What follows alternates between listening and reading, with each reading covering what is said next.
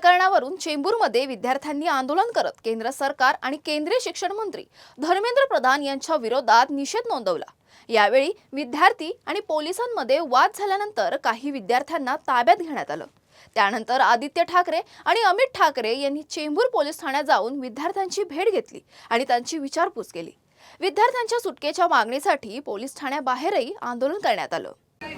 गेले 2 दिवस मुंबईमध्ये अनेक ठिकाणी उत्स्फूर्तपणे जी तरुणी आंदोलन करत आहेत। अनेक लोक शाळेतले कॉलेजमधले धरपकड चालू आहे। सगळीकडे पोलीस कधी घरी जाऊन कधी ते आंदोलनाच्या स्थानावर जाऊन पकडते। काल पण आपण पाहिलं असेल वरळीला कोणाला नेलं, परवा शिवाजी पार्कला कोणाला नेलं।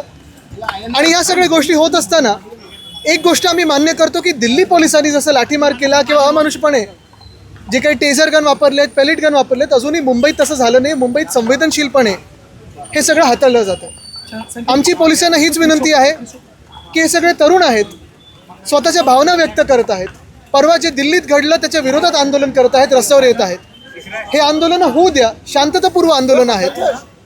ही आंदोलनं जे आंदोलक आहेत त्या आंदोलनामध्ये शांततापूर्व आंदोलक आहेत। हिंसा ही सरकारकडून होत आहे। सरकारकडून हिंसक काही पावलं उचलली नाही गेली तर निश्चितपणे आंदोलन देखील शांततापूर्वच राहील। पण मुख्य गोष्ट ही आहे की देश एकवटलेला आहे आणि हा आवाज दिल्लीपर्यंत पोहोचणे गरजेचं आहे। मला प्रश्न नाही कळला। आज तुम्ही विद्यार्थ्यांना पाठिंबा दिला आंदोलन करताना, आजही मोठ्या प्रमाणात मुंबईभर जे ते विद्यार्थी बाहेर पडतात, तरीही अद्याप दिल्लीतून किंवा केंद्रातून कोणतीही पावलं मला वाटतं हा सरकारवरचा राग आहे आणि आता लोक सोशल मीडियावर लिहिण्यापेक्षा रस्त्यावर उतरत आहेत। हे बघून मला आनंद आहे। म्हणून मी काल पण बोललो की त्यांच्यावर फोकस करा। राजकीय पक्ष म्हणून आम्ही उतरलो नाही आहे, तर देशासाठी एक कुठेतरी लोकशाही वाचली पाहिजे म्हणून हे सगळे लोक उतरले आहेत आणि त्यांच्यात तो राग आहे।